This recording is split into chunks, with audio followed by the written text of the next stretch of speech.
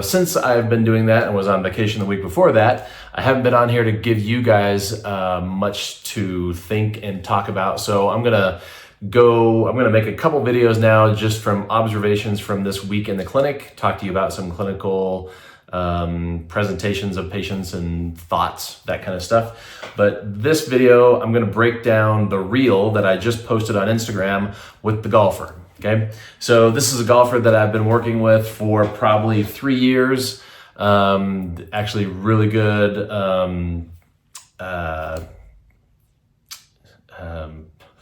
amateur golfer, and golfs a ton and is really fun to work with because he likes to break everything down as far as we can and make little tweaks.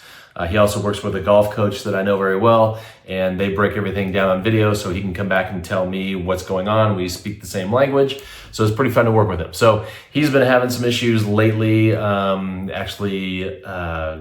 I can't remember. He went on a trip, slept on a different bed, back got screwed up on vacation, came back and golf swing was tweaked, and so we were working on things. So in the video, it's 3 cuts. The first cut is him just going through a golf swing. Now this is after I already treated him. So he came in, ran him through the screen, had some issues with hip rotation, lumbar flexion, lumbar side bending, all things that would feed into what he needs to be able to maximize for a golf swing. So we went through screen, treatment, rescreen, review his exercises, got him up, then gave him a club to have him swing that and see what that feels like. And he said he still felt a little bit of like his butt is tucking under and he's pulling away from, he's talking about a line. When you break down golf swing by video, you can draw lines, and there's a line that he's feeling like he's coming off that line. And his right heel was popping up. All right, so that's the first clip, the first part of the clip. Second part of the clip is me putting him on the table. So you can see me talking to him and pointing at his knee and pointing at his foot. And what I'm doing is, in my head, I'm saying, what position is his knee and his hip and his ankle and his foot and his lumbar spine in? And what muscles do we test, or what NFTs do we do in those positions that correlate with certain muscles? Because I'm gonna put him back on the table after we already worked on things. I'm gonna put him back on the table and check a couple little things to see if we can fine tune. So I put him back on the table. First thing I checked was vastus lateralis, because when he's in that position and he's talking about his butt pulling away and his heel popping up, he's putting himself in the position for vastus lateralis NFT. Put him in that position, he's failing, okay?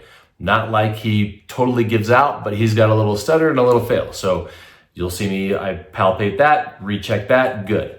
Then I put him in the position for 2 other muscles that are in similar positions. He passed both of those, so I didn't treat those.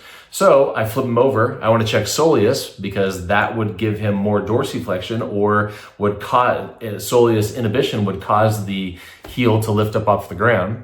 So check soleus, fail soleus slightly, treat soleus, got him right back up, redo the swing, and now he's like, yeah, it feels like if I had that line there, my butt is staying on the line, I feel stable in this position, and the position was the position of vastus lateralis, and it feels my heel is on the ground. Okay, so that's how easy it is to assess and tweak and maximize function by maximizing physiology when you know how to do that. So I didn't guess and think, oh, I wonder, well, let's try this and so I didn't give him a corrective exercise, because if I gave him an exercise when he has inhibition, he would just figure out how to compensate and work around the inhibition and make things worse. I didn't force him to get into position. So a lot of times physical therapists will see their patient move and they'll say, oh, that movement is dysfunctional or tight. We have to give you more motion. We have to give you more flexibility. So let's force you to get into motions with either passive range of motion or manipulation or stretching, or that's tight, that's limited range of motion. Let's allow you to get into that range of motion, which means we have to take away the tightness with stretching, massage, foam rolling, Theragun, which lets them get into the position because now they have no neuromuscular control. Now the muscle is dysfunctional. And what's muscles two jobs to either stabilize a joint or move a joint. So now that we made it dysfunctional, it can't stabilize the joint or move the joint. Even though the joint has more range of motion, it just has flexibility. And what's the definition of flexibility? Range of motion without control. Good idea? No. Okay, so if you want to know why golfers have bad backs, is because they see PTs that stretch them and roll them, and their personal trainer theraguns them and tells them they need more flexibility when they don't.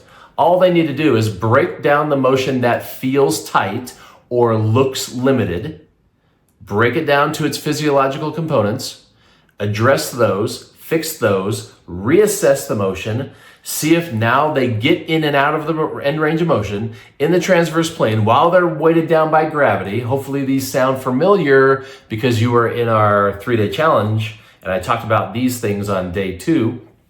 And that's how easy it is.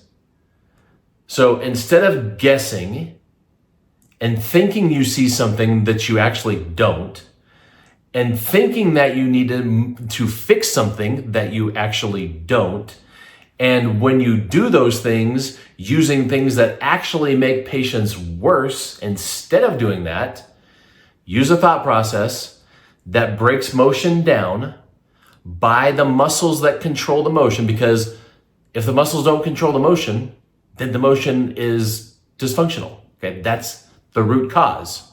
Okay, get to the root cause, neuromuscular dysfunction.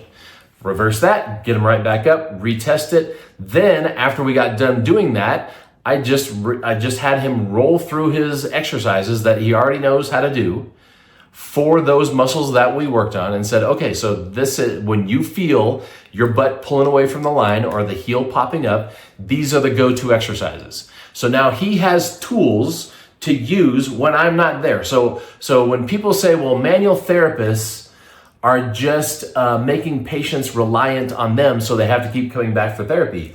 Correct. If the manual therapist is doing stretching, massage, manipulation, passive range of motion, those are all things that the patient has no thought process and no strategy to attack those when they are on their own.